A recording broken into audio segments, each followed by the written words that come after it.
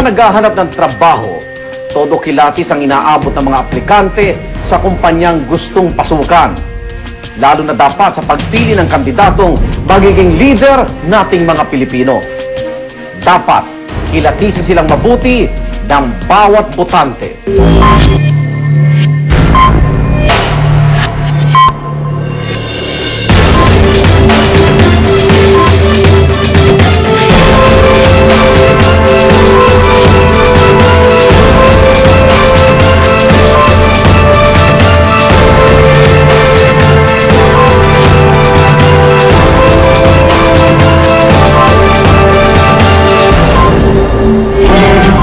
Ngayong gabi sa kandidato, tampok ang kandidatong minsan nang tumira sa palasyo.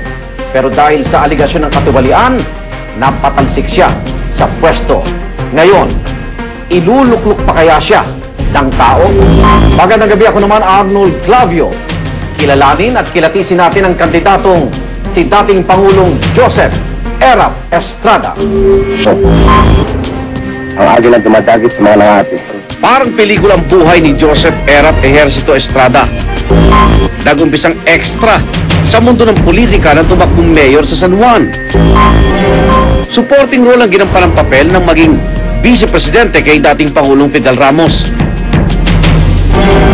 At naging bida nang sumumpa bilang ika-13 Pangulo ng Republika.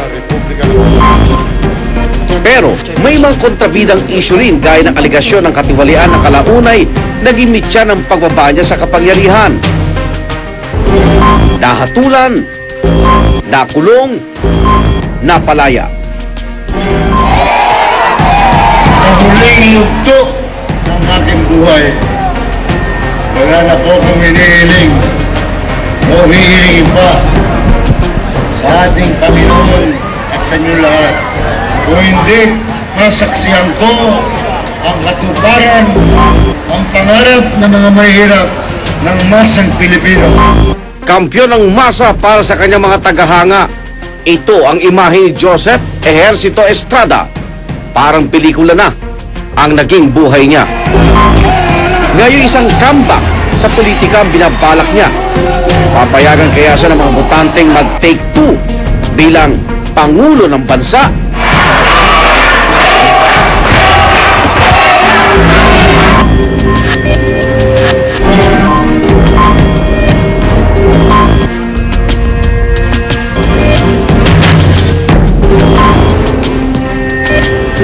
Ako po si Joseph Erap Estrada, kandidato po bilang Pangulo ng Republika ng Pilipinas.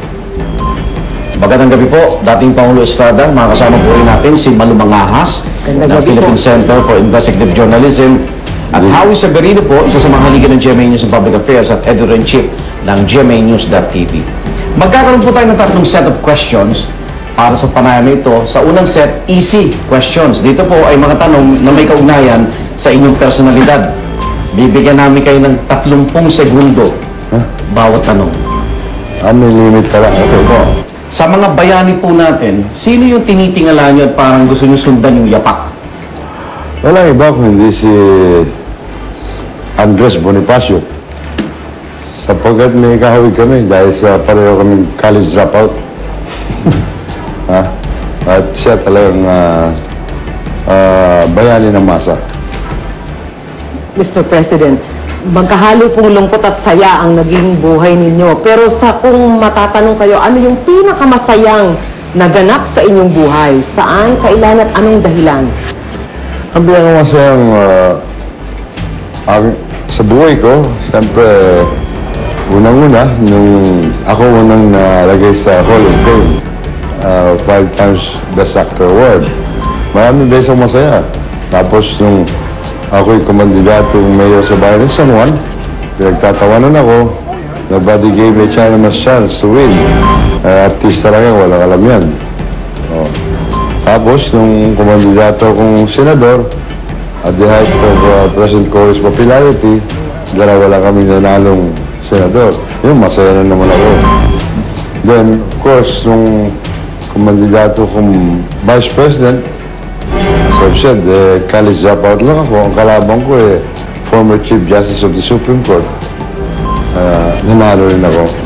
God has been so kind to me. At nung kumandidato akong presidente, ang kalabang ko, Speaker of the House, at saka backup by the administration. Okay. Mr. President, anong katangian? Meron ka, pero ayaw mo.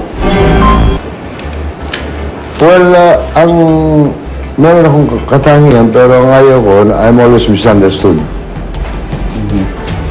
Akala nila, gano'n ako, gano'n, yung mga gano'n. Parang minamaliit, parang Oo. Hindi na, marami pang paratang sa akin, hindi naman totoo. Ano naman ang katangian ng iba na ayaw mo? Well, yung mga may katangian na magaling magsinungaling, magaling mambola, tawag na sa mga bagets, mga plastic. Yun ang ayaw kong mga tao na hindi nagsasabi ng totoo. Maluloko lang sa mga tao. Mr. President, magkumpisalan po kaya tayo sa bayan. Kayo po ba'y nakapagsinungaling na sa inyong buhay? Well, siguro, during my childhood, alam mo ba, my childhood crimes. Sa mama ko, nagsisinungaling ako, kaya madalas ako matulog. Tungkol saan po? Ha? Halimbawa, ng araw, nahuli ako, naamoy ako, nagsisigarilyo ako. Hindi ko inaamin, inaamoy ako dahil alam, nagalit siya. Well, childhood crimes, yes. Kung may bagay po kayong gustong palitan sa inyong sarili, ano yun at bakit? Well, yun na nga, ang aking lagi nisip, paano ko maintindihan nung hindi, sa aking pananaw, kahit na magpaliwanag ako, kung ayaw ko pakinggan, wala akong magagawa. What is your greatest extravagance? Meron ba kayong paboritong luho? Well, siguro, when I'm with my friends, I'm fond of eating. Talagang sa pagkain, mahilig ako sa pagkain. Up to now. Ano po favorite menu niyo? Well, of course, una, native food, yung mga kare-kare, mga, then, like Spanish food. Pero naging artista ko kayo, so wala kayong particular sa mga alaso, sasakyan, Wala, may hobby. wala ka akong relasyon, wristband lang. Wala akong sising. Wala akong hilig sa mga alas.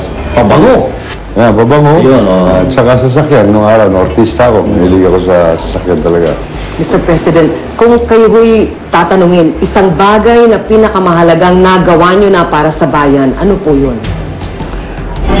Para sa bayan, kung as a whole, ang aking paglilinga, well, lahat ng ginawa ko buong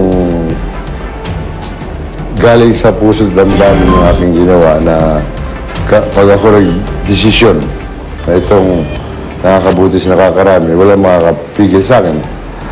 Hindi nga, siguro hindi ako maintindihan. Kamukha nung halimbawa na yung MILF na pinapunta ko muna ng dalawang sekretary ko, Secretary of Public Works, at Secretary of DNR, kinausap yung chairman ng MILF, si Asim Salamat. Nagkasundo, naabuti ng mga 12 billion staggered payment, i-develop yung area gusto niya. Okay. Pagkatapos, after 2 weeks, wala pang 2 linggo, hindi tumupad sa agreement, binombagan yung sambayan. Maraming namatay na bata, parang nalitson. Maraming namatay na sibilyan. Okay. Mamaya po sa pagbalik ng kandidato, alamin natin na susuriin ang plataforma na inihahain po ng ating kandidatong si dating Pangulong Joseph Estrada.